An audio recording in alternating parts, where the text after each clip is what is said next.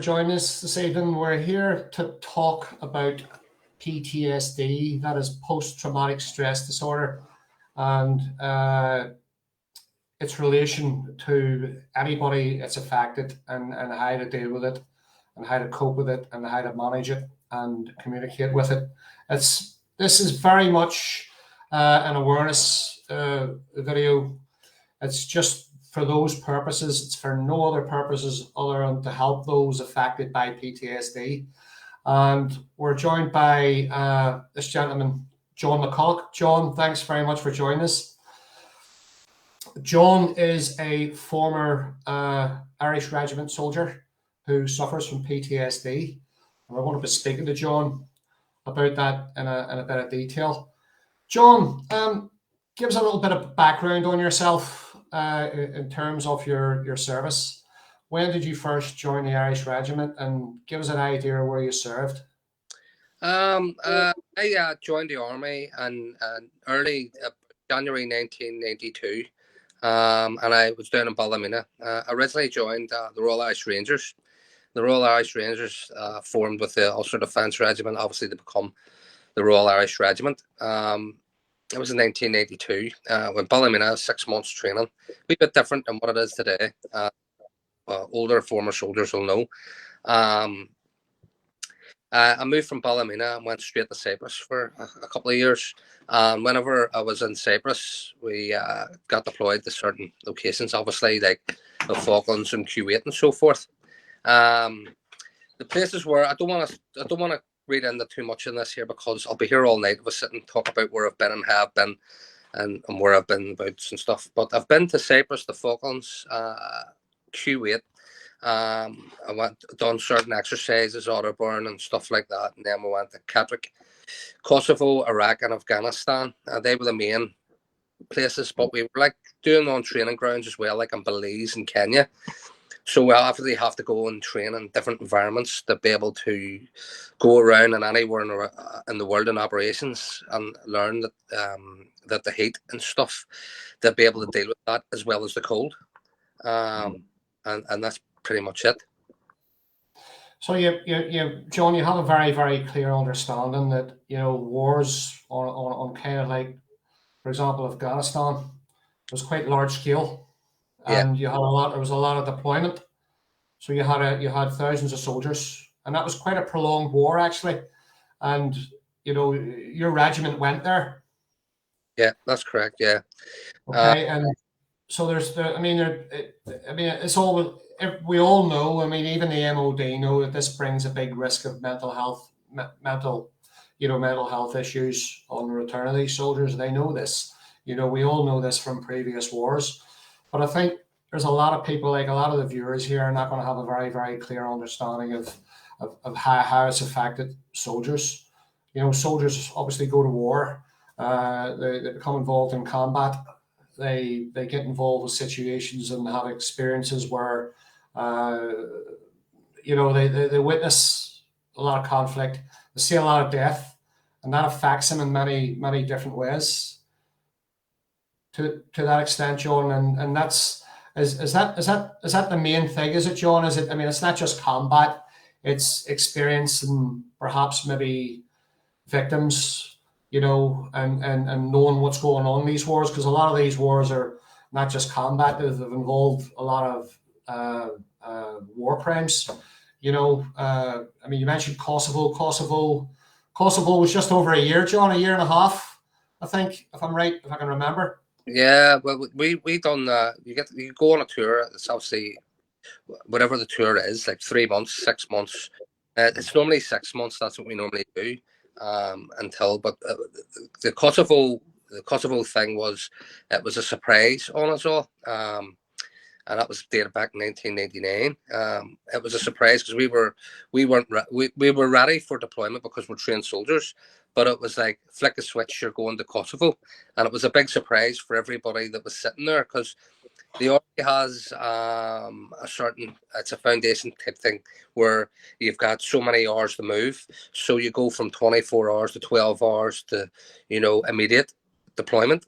So whenever we were told all this here, we were like, I don't want to go into names and COs, and because that's not what we're here for. But Kosovo, yes, when we were deployed there, it wasn't a nice place to go. But we weren't there to take over anybody's country or anything. We were there to liberate the country from a guy called Slobodan Milosevic, who was a dictator of the country. He suffered his own enemies himself, with his wife Dan, his young son, car crashing, suicide. So his mental health, all of it, realistically, was all over the place as well. Hence, the reason why he was such like a dictator. But before I go on, whenever we were talking about Kosovo here, and PTSD, PTSD comes from everything in life, not just war. And the war part is like the tipping edge of a normal lifestyle. When you come back, it's memories. Now, whenever I served in Kosovo, I clearly saw things that my human body wouldn't endorse or wouldn't accept into my brain. It was the things that we were there to see, and lifting dead bodies and moving kids about that were, not in the right shape and stuff like that. It was not for the right sound mind. You could have stuck anybody out there and they wouldn't have come back with the same mind. And it's every soldier, when they get deployed anywhere, they'll not come back with the same mind, i.e. Kosovo, Iraq, Afghanistan. These tours are there that's what you're there. You're there. That's your bread and butter. You're trained to do that. And that's what you do, and you enjoy it.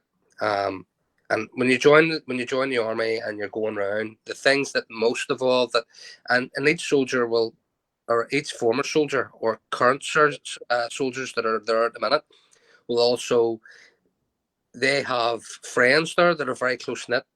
They live on each other's doorsteps. If you need a friend, there's someone next door to you. If you need help, there's somebody that you can go to. If you need to see a doctor, he's on the front doorstep again. You've got your own accommodation, you've got your own food, and then you've got your own money, sustainable money coming in each month. That's the army. That's the Cyprus. That's the army I endured. It's sort of like changed a wee bit from that. And when you get sent away to certain tours, and you're dealing with certain things on your mind, you quickly react to it without thought, because that's your training kicking in. And that's for every soldier. Every soldier's trained to go out there and do that, and hands off them, that's what happens. But the reason why we're on here today is to try and help soldiers and directing soldiers in the right direction. My PTSD was sort of like a wee bit before I even joined the army, because brain's a wonderful thing. It keeps everything in, and you lock everything away, and it'll come out at any stage. And that's our brains and the way they function. So even when you're having issues or you're having problems with PTSD, you don't actually know why things are happening to your body. Is the reason why we're here today. And the easy fix for everybody, and you'll know this, anybody that suffers with PTSD out there, is the GP's always action, or the doctors are always action, and this is what they're trained to do, is to offer medication, fluoxetine, sertraline, and all it does is it puts your body down to a level of which is probably your normal level of where you're supposed to be, and it's not really good for your mental health. You're put in a room, 4 walls. You're probably unemployed at this stage because you can't hold a job. I've been through, and anybody that knows me, I've been through jobs in and out, in and out, in and out, because I couldn't sustain a job. And the reason why I couldn't sustain a job was because of concentration, lack of sleep, alcohol, family, marriage breakups. And so then whenever I got these sort of problems, the easiest way to put this here is, whenever you have PTSD and mental health issues, PTSD is sort of like directed now towards soldiers. It's not It's clearly mental health, and it's directed at everyone. And if you look at, I don't know if it's changed now, but the highest mental health or PTSD that a profession ever had is actually a dentist. So that is clear lined. So it just shows you the mental health structure that is going on in a normal soldier's life. And the reason why we're coming on here today is to try and help current soldiers and soldiers that have left and they've been out a long time. The PTSD doesn't set in for 10 years. You can sit and you do everything. I remember that whenever I was in Inverness, there was a soldier come up and he was talking about PTSD, and he was explaining the causes of PTSD because he came up and showed a PowerPoint presentation, and he was explaining what PTSD is and mental health. Mental health is taking on more than what you can chew.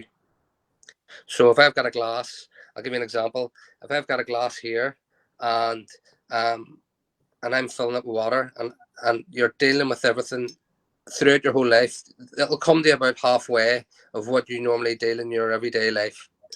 But if you're dealing with memories, lack of sleep, drugs, alcohol, which is actually satisfying to your brain because you can't deal with certain situations, it builds up and then it starts to spill. When your brain starts to spill, then that's when things go wrong. When your brain, you start having suicidal thoughts. The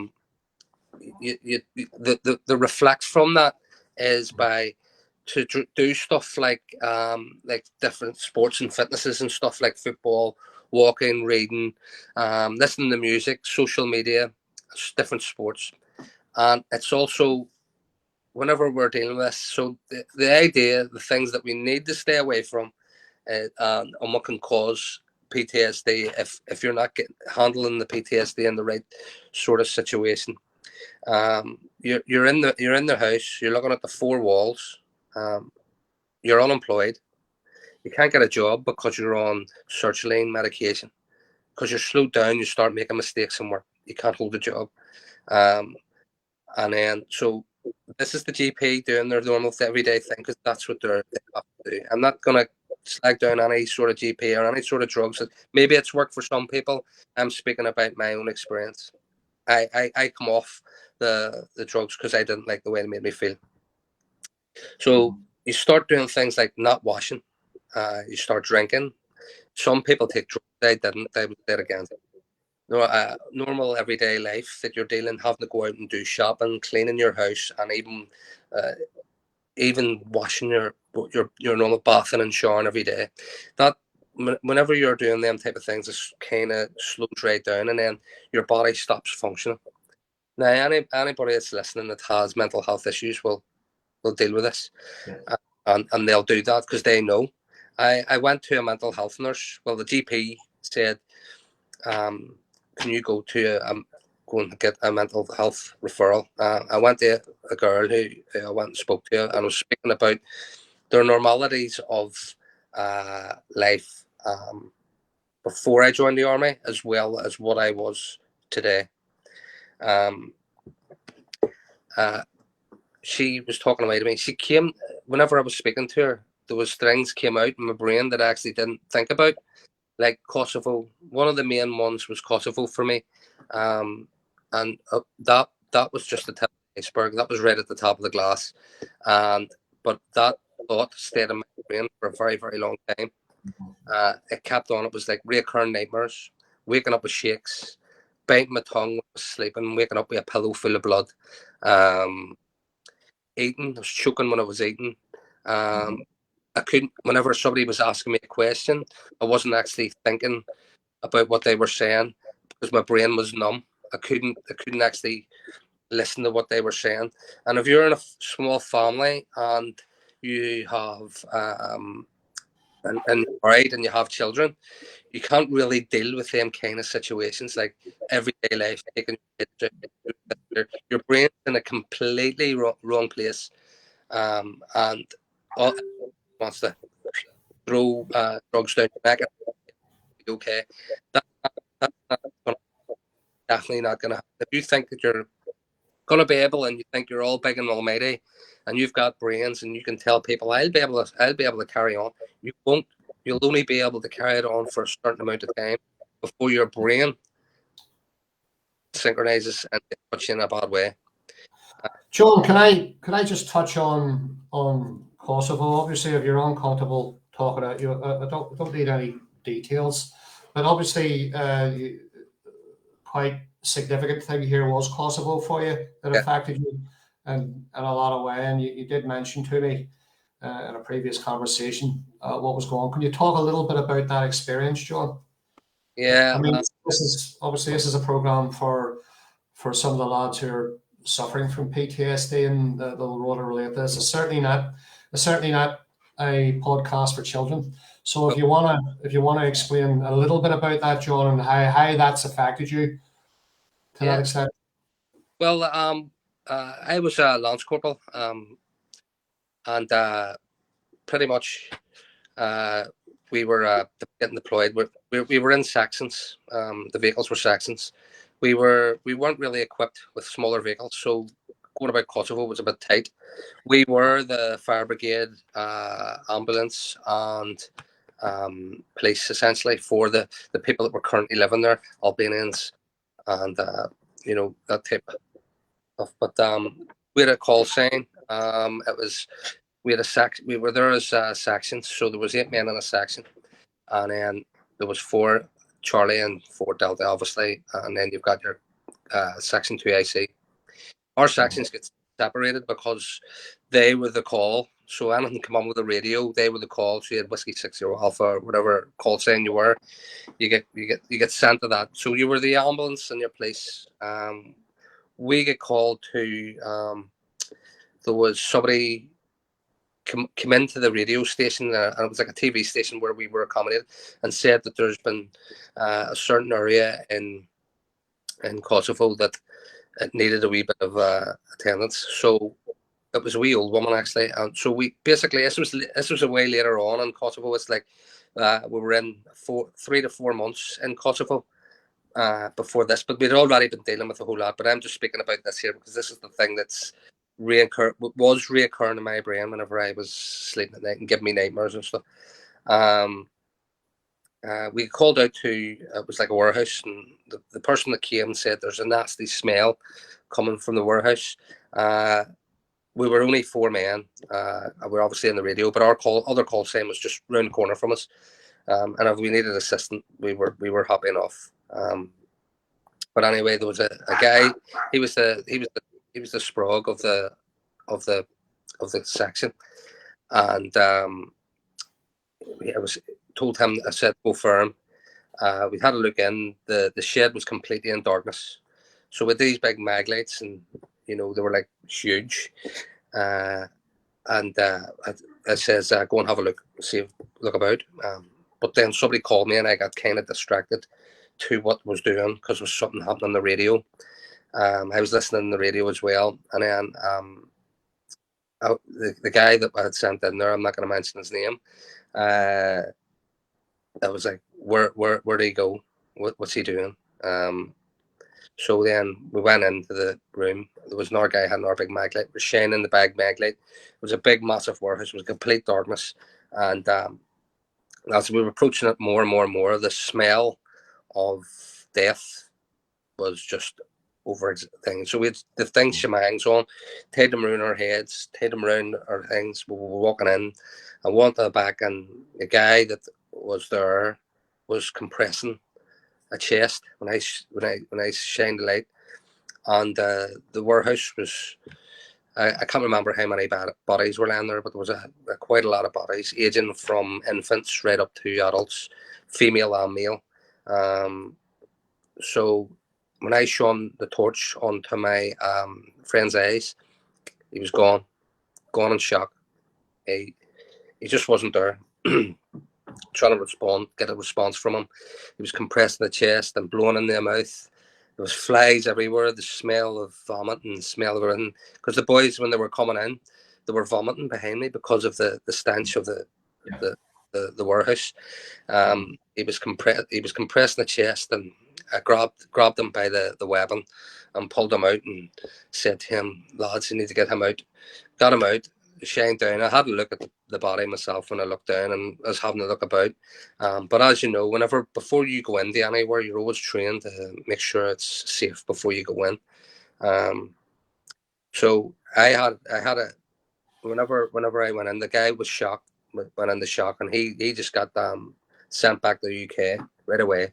Bang. The Royal Irish were really good at getting them back ASAP. Mhm. Whenever we got him back and stuff, it never reflected in my brain, not at all. It didn't have any sort of nothing. But the guy that went and done the body thing, he was just over, and it was like 19, just turned 19. And in my view, I don't think a 19-year-old should be in like a war zone as such.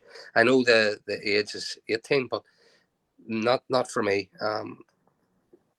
That there happened, and when it did occur, I was roughly around about 25, 26. So I had a certain age and certain experience of being in the army for quite a bit of time before I seen such thing. I'm not sitting here saying that I could deal with it. I couldn't deal with it. I was having recurring nightmares, and I went back to the GP after I'd left, and I said to the medical officer, I explained what happened. Then we ended up having to sit in a room, talk about it for 15 minutes about what actually happened. They reported it, they seen it, and then it was all over in a heartbeat. And then we continued on with the tour, and then away we went on their normal business. And that was it, mainly within the Kosovo part. Do you know, John, you just reflecting on the young soldier who obviously had that horrifying experience. Yeah. No surprises there, John. He didn't go into that conflict. He didn't go into that warehouse expecting to see what he did when things took over. When he decided to, he obviously believed he was trying to save someone's life. He was horrified, and that's it happened probably very, very quickly, John. And I think a lot of the guys out there who have had a similar experience with what you've just explained, they will understand that very clearly. Yeah. Experienced soldiers like yourself, but young guys and young soldiers, John, we're seeing it right now in Ukraine. We're seeing a lot of young soldiers who are having very, very little training, John, and being sent in probably by the Russian army, Russian Federation, and whatever their experience, obviously there's a lot of war crimes going on there, John. This is nothing new. Bosnia, Kosovo, Afghanistan, this is nothing new here. War crimes, murder, rape, massacre of families and children. This is something that maybe perhaps that young soldier wasn't anticipating. He wasn't expecting to see anything like that. But with your experience, John, were you prepared for that? Were you prepared? Were you personally prepared to expect anything? Well, you sure, like, you don't expect anything like that, and you tend to look after the more senior ranked officers and the more experienced ones there to help you and steer you in the right direction, which were really, really good. I could sit and name names off right now of the senior soldiers that whenever you're put in a position like that, you respect them a lot more, because they're dealing with that, and you look at them as your heroes, and then whenever you're being put in a position like that, or any other experience, like there was a very experienced soldier. I remember that whenever we were going to see, we got called in our area, and we had to go there with the RMPs, which is the military police, and we called at the door, and there was a woman, a very, very large woman, lying at the front door, and she was dead. And then right behind her husband, or right behind the wife, there was another man lying, which was her husband, and she had a clear hole right in her palm of her hand, which when somebody was calling round to their house, they knocked the door, they opened up, they pulled a gun, she obviously put her hand out, they shot through her hand, and then then the murdered they murdered the two of them who were defenseless. Mhm. That the very experienced soldier there that who was dealing with that, and I don't know to this day if he is watching this that how he dealt with it, because looking at him then, he looked so professional, and he looked like as if he had been doing it every day. You know what I mean? You know, he looked like as if this was it. And I was like, this is shocking, this here. And we were actually given £15 extra for moving dead bodies. So we were actually moving the dead bodies in the back of trucks from houses in the trucks and getting an extra £15. And that was the MOD's the answer to giving a wee bonus. So dealing with them situations, as you said, refer back to, and me dealing with that there is, you don't know how to deal with it. You just get on with your job. That's it. Your job's to do it, and that's it. There's no, I can't do it. There's none of this here. You have to do it, and that's the military in you, and that's the senior mentality of it. Because you have to man up. You have to get on with it. You have to show that you're a soldier, and every soldier will tell you, whenever you're sitting private or ranger, as I was, you always want to thrive and get up the ranks quick. You want to get to your next level, because you see that level next to you and how professional they are, and you want to make it up that level because that is what you want to be, and you can't show anything what you really want to do. Like the other day, I was out in the shop. I'm hoping he's watching it now. And I bumped into him. I hadn't seen him for 10 years, and I touched his shoulder and turned around, and he was in Kosovo as well. He was at the start of Kosovo with me. And I touched him shoulder, he turned around. He's doing really well. He's working out more time and doing all this here. And I turned around, he recognised me straight away, even though it's been 10 years, and I recognised him straight away. So friendship is the biggest bond. And I said to him about every single night from I've left the army, I dream that I'm in the army.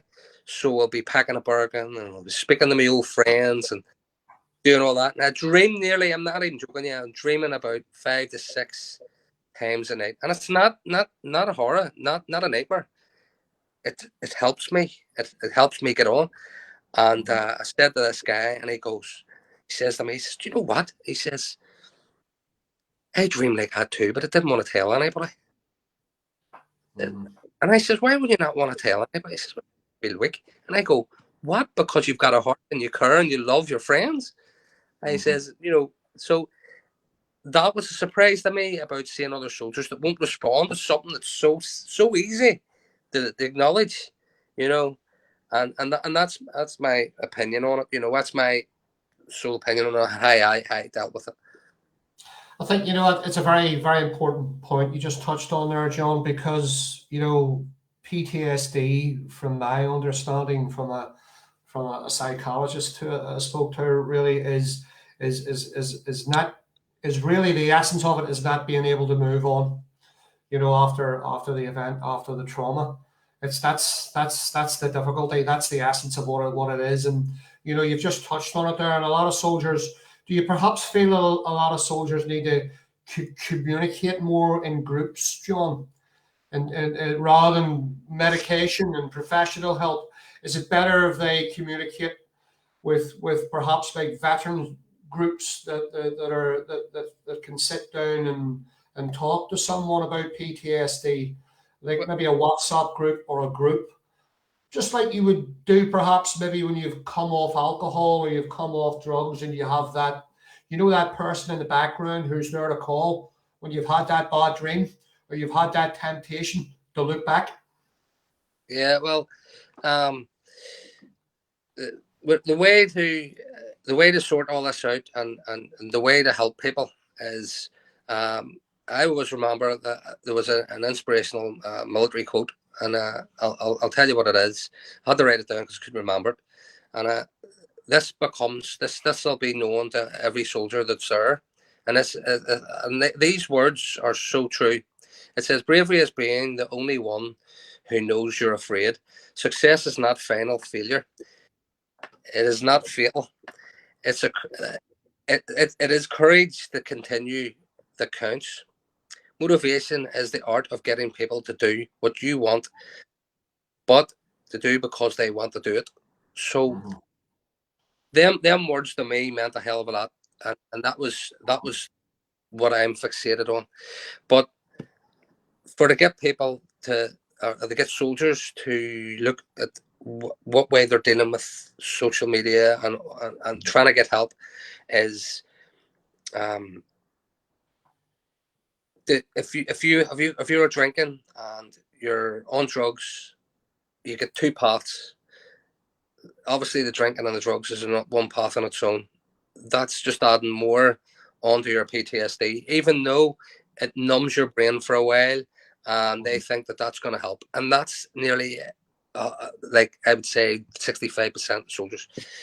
The other half and the route that you should be taking is by looking like I hadn't heard from one of my friends for a couple of months, so I phoned a friend to see where he was, what he was doing. Then he phoned a friend, and then he phoned a friend, and then eventually we've worked it out that he was on night shifts. That's the stem where we're going to with these ex-soldiers. Every single month we're hearing about a soldier that's committed suicide and not knowing the reason why they're committing suicide. The reason why that it's happening and the reason why is because there is a lack of the right support. I'm saying the right support. I'm not saying support. I'm saying the right support. And the right support comes from family and friends. Yeah. That's where the right support comes from. It's okay sitting back and saying, I'll give you an example. I had no money. I'd left. I didn't have a house. I was living out of a van. I didn't have anything with me. I had a bag of clothes. I left my house, and I left. My brain had just toppled too much on top of me. I just had to go. And the reason why I left was because it was affecting my family. I was snappy. I was snapping at my kids. I was turning really bad for alcohol. I was drinking maybe a bottle and a half at night and then drinking shorts and toppling. Then I was snapping. I wasn't lying. I was always getting work, but it was always going to different work.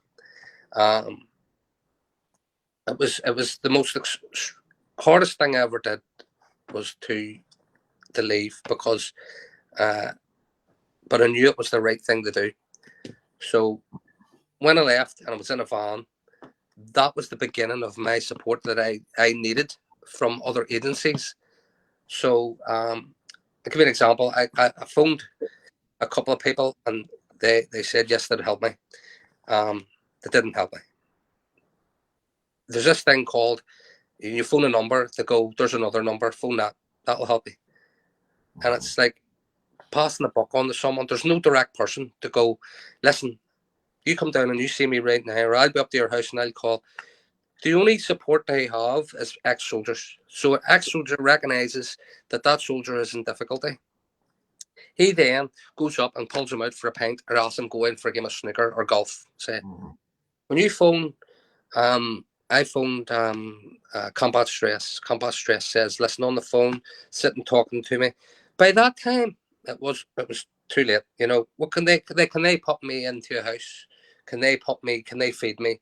They can't do that. They don't understand the barriers and the top of the much that you get on top of your life and your normal life. That is the consistent help. The help isn't there. It's not there. The position that they think that they're in and they are helping, maybe they are. I'm not saying that they're completely not, but they didn't help me. The Royal British Legion, no. Combat Stress, no.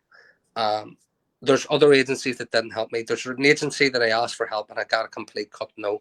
I don't think that agencies, I think the way agencies, and this is my way of thinking, I might be wrong, I don't know. But I think there's some agencies out there that are only setting the agency and the charity up themselves so that they have got work. So the money that's getting put into the charity, it's easy. They need to have there to set interviews. So they have to pay money for that area where they're going. Then they have to bring other people in that's more qualified to deal with mental health, anxiety, dealing with ethnic origins, and they have to bring them in, so they have to pay them. So the money. It's effectively becoming a business of collecting money and Yeah. not really creating an awful lot of help. John, let's just touch on the MOD, okay? Say the MOD catch a grip of this video that we're making here, and they listen to it and they've listened to what you've said. This is a two-tier question here for you. I'm just going to wing this out at you and see what you think. Does the MOD do enough for soldiers when they come home? I mean, if I can remember rightly, John, I'm not sure, but I think there was something like when a soldier came home, a British soldier came home, he had something like a 6-month period to assess any mental health issues. There was that. So that's one part. The other part is, are the MOD doing enough for soldiers when they come back? I'm one of the old and boldies ones, so times have changed from whenever I was out until now. So they might have got to this point where they think, but I'll talk about my experience about the MOD and about their assistance. Now, there's different soldiers out there that will have already been helped by the MOD that will go, yes, I'm happy enough. I was done by the MOD, helped me, no problem, and this is what I've got. The MOD tend to throw a lot of money at people, with hearing claims, mental health claims, and stuff like that. And that's their answer to it. But once you and to be fair, when you're not in the MOD, you're not a soldier anymore. So whenever you leave the army and you hand your ID card in, that's you done. That's you finished. So you have to support yourself. And to be fairness here, if I worked for Tesco's or Asda or any other agency that's out there, and I needed to support it, what would happen is, would I go back to Tesco's and ask? Would I go back to Asda or whoever I work for, to deal with my trauma because somebody decided to do something in one of the L's? This is the army that we're living with today. We need to be just getting on, and there's that many people false claiming for certain hearing loss. Yeah. They're claiming that there's something the matter with them, and there's people that's doing it. There's nothing. I think the MOD needs to sort of get the grip of things here, John, because I've just found a wee piece of paper here with some notes. I think that if you come out of the services, you get access to mental health services for 6 months. To me, that's bullshit. No, that's no good. That access should be available.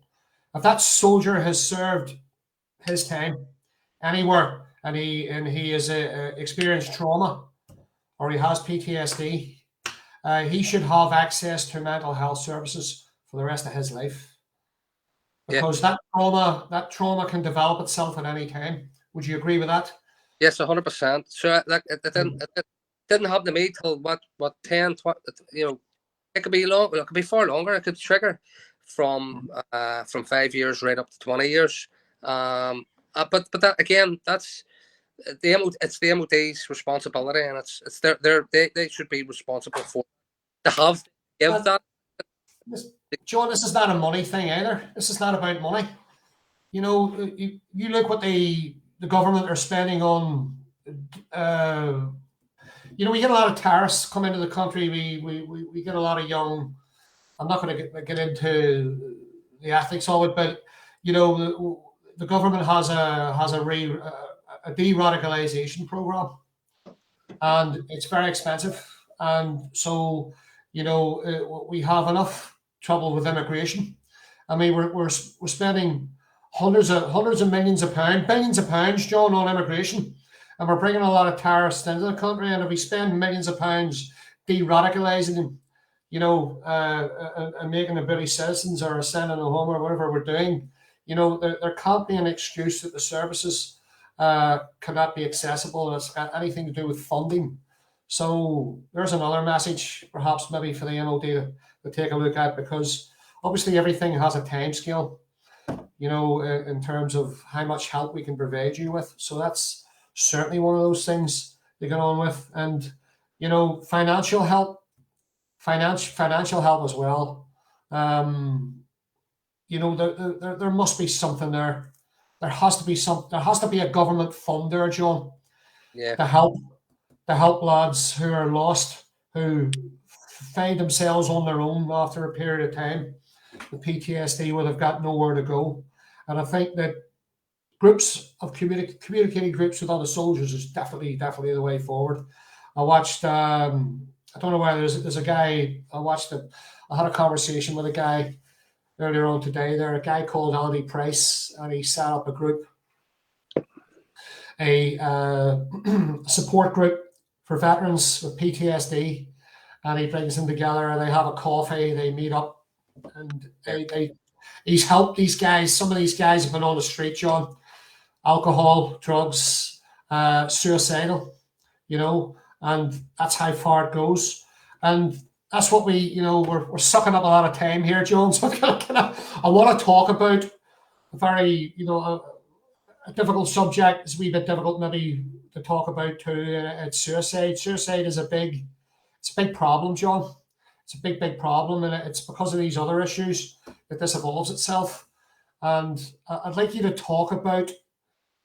I'd like you to just to talk about a couple of things. Number one, in terms of suicide, did you bring that upon yourself? Did you think about that a lot during PTSD? And also, I gather you've lost some colleagues. We don't have to mention names, but could you talk us a little bit about some of your colleagues who perhaps maybe had enough and how and what happened there? Well, in my own experience, that yes, I did have suicidal thoughts, but they mostly came in when I was drinking. I had a couple of drinks, sat in the four walls, had nobody else to speak to. I just felt like jumping out my window, and I'm not living on the first floor either. So I did like that because people probably think that you're selfish. It's not selfish. It's a mind game here that you're doing it, and you put every single good reason in your brain why you should do it, and not why you're doing it. Your brain just tells you that you're not welcome into the world anymore. You're really lower than anything you can have, and the drink doesn't help, but it sort of brings you on a wee bit more. I've sat in the window ready to go, and the only things that keeps you from jumping are family and friends, and you're thinking to yourself, you're not selfish, you're just thinking to yourself, how could people get on better without you being there? Not thinking about how people are dead. And in regards to other people that are suffering from suicide, I have a lot of friends. A lot of friends have committed suicide within the last year, 2 years. A lot, too much. A lot of the ones that, a majority of the ones, I would say 99% of the ones that have committed suicide, we have no recollection, nothing to say why they went. We just didn't know. We just didn't know that they were going to do it. Maybe there was a couple maybe that they were crying out for help. And when they were crying out for help, this is one of the guys that committed suicide who was crying out for help and was working with a charity. I'm not going to mention the charity. And he still committed suicide. But he was right on their doorstep. So that he was actually working for them. So, and I'm not sort of like sticking the finger and pointing at the charity. This guy was in debt up to his eyeballs. He wasn't an alcoholic. He wasn't druggy. He couldn't deal with Afghanistan. That's why he did it. That's 100%. And he was crying out for help for ages, but nobody believed him. Nobody wanted to believe.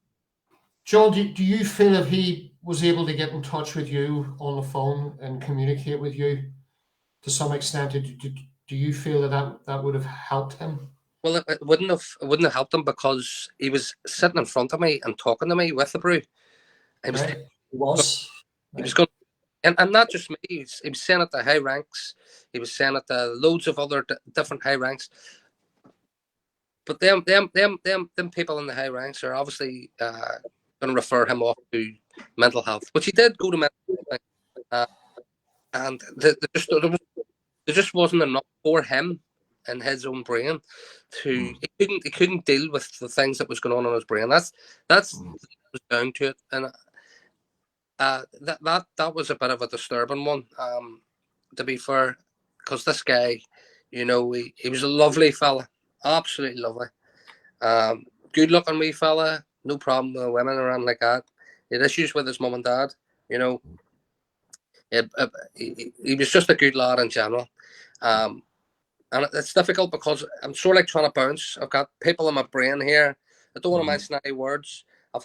We've just had a wee lad there, just committed suicide there not so long ago. He was never on any operations. He never done an operational tour.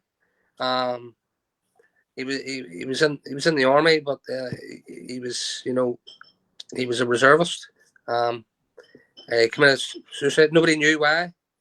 But there was a lot later to say reason why, because he had disappeared, and then they found him with a bottle of a drink, and they asked him why he did it, and he says his brain's not tally up. So it's not always about the military aspect of it. It's about looking after each other and making sure that we're sort of like looking after our guys here and putting all our ducks in a row. And if there's a wee duck missing, we need to be putting them back there again and saying, right, listen, this is what you need to do, because whenever somebody veers off, we need to be able to grab them and put them back again and go, listen, you haven't done anything wrong, because this is what they do. They think they've done something wrong, and we just need to grab them, put them down and go, right, talk to me. What are we going to talk about today? Right? How many people have got anxiety? How many people have bad thoughts in their brain? How many people has had any suicidal brain? And then once one person says it, they'll all start doing it. And then they'll realise that they're not alone. This is the reason why they have to come and have a chat. But it's okay me sitting on a one-to-one with somebody that has anxiety and suicidal thoughts, with me not experiencing that. It needs to be somebody there that has experienced it, that knows exactly what he's doing and what way his brain is taking. I sit and speaking to a girl from mental health, and she had no idea what was going on in my brain. Absolutely none. She was giving me these treatments they do in my brain, and I was sort of like going, I was falling asleep. I was actually going, this is boring.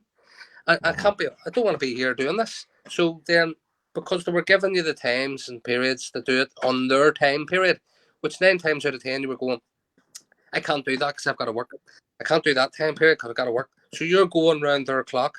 So therefore you're skipping periods. So it's dealing with the right person that you need to speak to and the right person you need to talk to. If anybody's sitting watching this and you think that you're alone, and you think that you've got mental health issues, how I dealt with it, and this is the truest fact in my brain, is when I looked at the TV and I looked at the other places around the world and I seen somebody that was missing an eye or missing a leg, I put myself in their shoes and go, they're dealing with a hell of a lot more than me, and including family. And that's what pushed me through, because if they can do it, so can I. And that's the most important feedback that you can. And you have to talk. If you don't talk, you're not going to get fixed. And it's not fair on yourself to give you that lantern.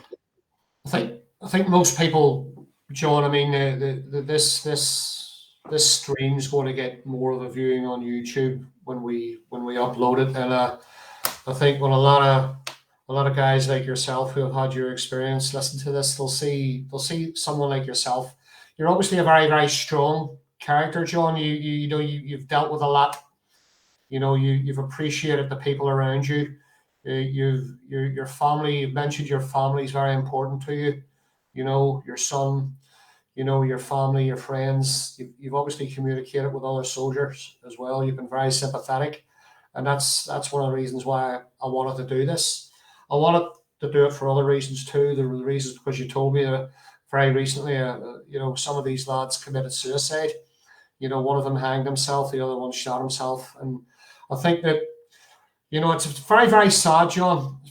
Really, really sad. It made me really, really sad when you told me that, and it just made me think: there's enough being done, there's enough being said about it. And so I had a look. I had a look on mainstream social media. I had a look at some bits and pieces on there. There was nothing maybe as prolonged as this 1 hour video that we're making here. See, I mentioned the word 1 hour, John, when I'm watching the clock. But you know, it's very, very important this message is put across. It's very important. You've done that in essence. You've done that in quite a lot of detail. You know, it's just very, very, the awareness thing is the big thing here, John. The Yeah. awareness thing, and where a lot of these guys can go. I mean, you're obviously a very, very experienced soldier. There's a lot of young soldiers out there who perhaps will come back from other wars to come, who haven't served a lot of time and have seen some horrific things, you know, and they have to deal with that trauma. They have to deal like many others have. And so it's very, very important to get the message across. What would you say, John? What would you say to a lot of those young guys who are signing up for the army? What would you say to them? Would you say to them, in order to prepare themselves for this, for the mental, you know, the mental health issues that can come with war? What would you say to them before they sign up? Before they sign up, they need to realize what they're getting into. First of all, they're not going to become a painter and decorator, or they're not going to become an engineer, depending on if they go to engineers, but they're still going to see war zone. I would say to them, as you prepare yourself now, and make sure you know what you're going to do.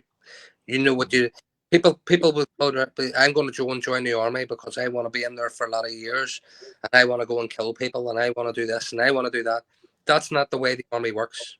The army works there. I'm working with other operational regional wars around the world, and we all link together and we all work together. And it's not about popping your head up and shooting someone. It's about helping. It's about sitting down and making peace. I got spat at once, got called a baby killer, because I was out. If I had that person there, I wouldn't have punched them in the face or would have grabbed. I would have loved to have grabbed them and took them back into the time zone where I was and popped them there and just said, right, you deal with that because you have no idea what you're talking about. You've none at all. Whenever a young soldier joins the army, and I only say it because of what I experienced, you're going to be scared. There's going to be a certain time in your army career that you're going to be looking to know, and you're not going to know what you're going to do. This is where your peers come into it. This is where you need to have confidence to go and speak to your section 2IC, to your corporal, to your sergeant, to your platoon commander, to your senior ranks, and get the support off them, because they're the best people for the job, because they've done everything that you're going to do. So when you join up in the army, that's where your start is. And every other soldier that you see in that position has always started there. So they all know exactly where you're at. If you're not strong enough to do it, then don't do it. Don't push yourself on to make yourself brave.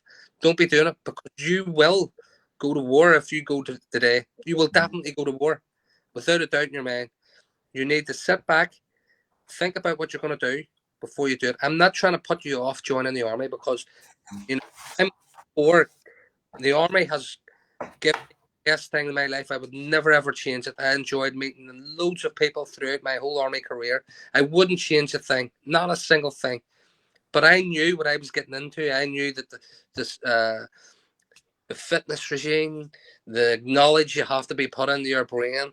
When you go up the ranks, the pyramid gets a lot tighter. So whenever you get more and more rank, that you're not, the less chance you are going to get that rank.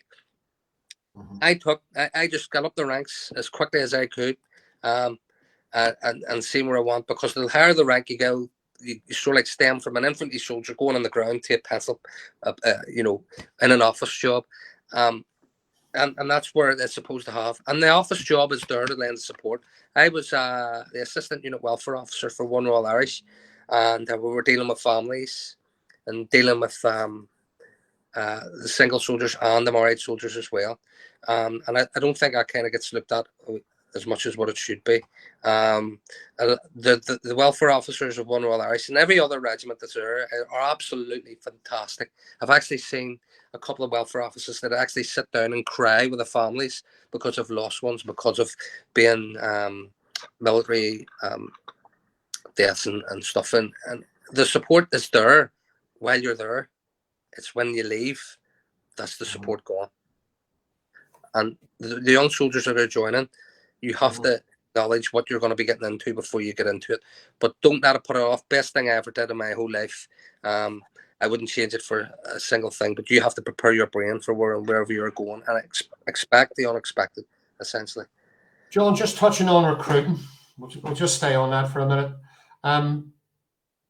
I mean, I know you were involved for a while there with the Irish Regiment at a recruiting phase. I think you mentioned that to me. It was a couple of years ago. But yeah. when these young, when these young men and women come in, John, and they speak to you, and they enlist and they sign up, and they fill out the various paperwork, the questions they get asked, is that brought up, John? Is mental illness brought up? Are they asked if they had any mental illnesses? Are they asked if if they suffer from clinical depression, or they've taken medication for anxiety?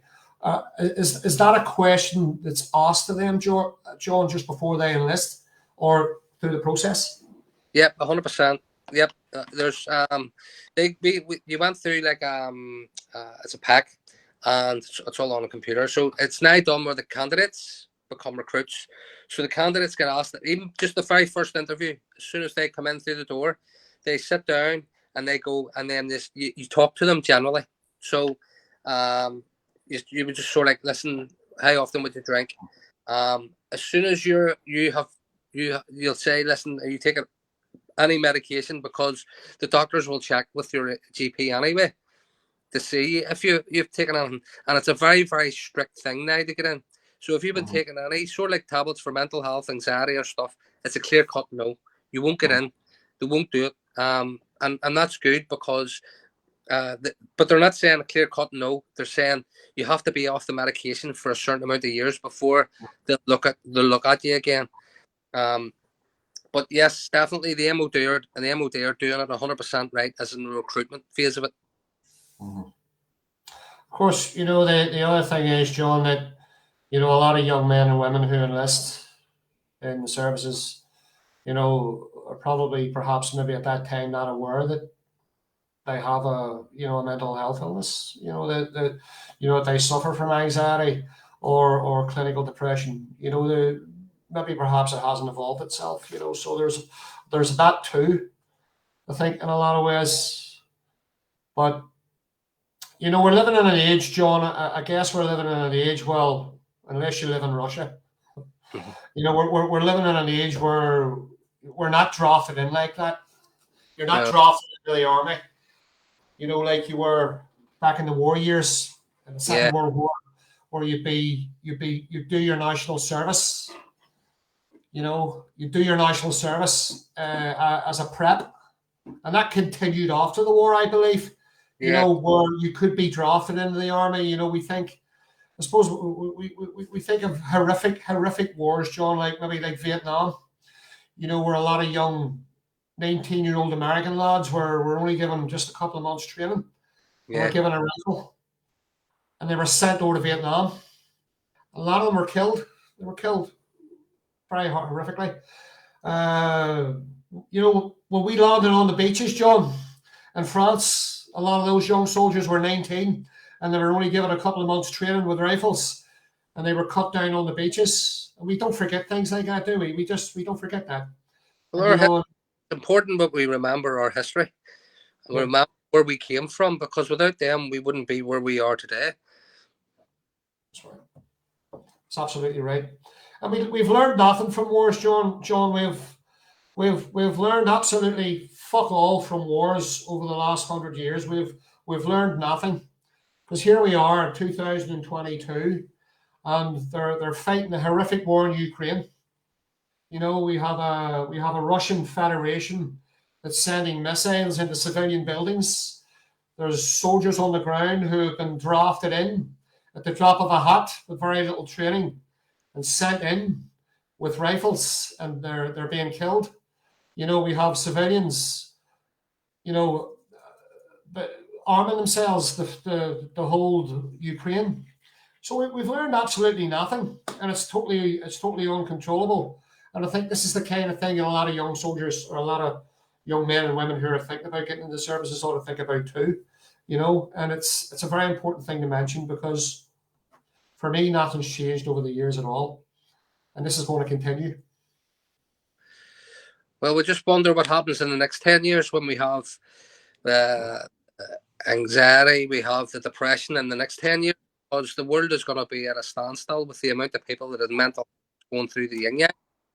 And how is the military going to sustain that in all aspects of the war? Now, we don't know where this war is going to go. Nuclear missiles, you know, is that the next step?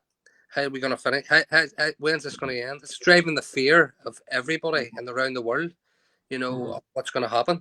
And it's to strengthen ourselves of how we sit back and look at it and go, hey, how am I going to deal with this? How's my family going to deal with this? You know, and everybody in the whole world is worried about it. I watch the news religiously.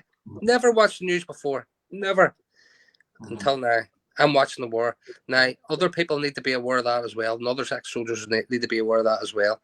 That nothing is a sticking point at the minute. The goalposts are moving every single minute of the day.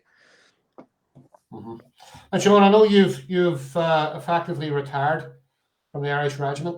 Am I correct in saying that, or no longer with them? I'll tell you what, look, John, we've just reached the hour, which is fine. We've covered a lot of stuff. I think a lot of your input's going to be very, very useful to those lads out there who have served and who have had experiences like yourself. And thanks very much for talking in detail about your trauma and how you've dealt with it. Because John, you're still dealing with it. You're still dealing with it, aren't you? Yeah. And you know, it's very, very important for the viewers to understand that. So, you know, guys, listen, on this channel, this presentation was brought to you today purely for awareness. There's no advertising on here. When this goes on YouTube, there's no advertising. This is really for the benefit of ex-servicemen and women who have come back and had experiences and they're suffering with PTSD. And there's different groups. And I hope the information that John has provided to you is of some help. I think it's been very, very useful, guys. I think it's been. And John, thanks very much for coming on. No problem. I've got a feeling that this will not be the only broadcast we'll be doing, John.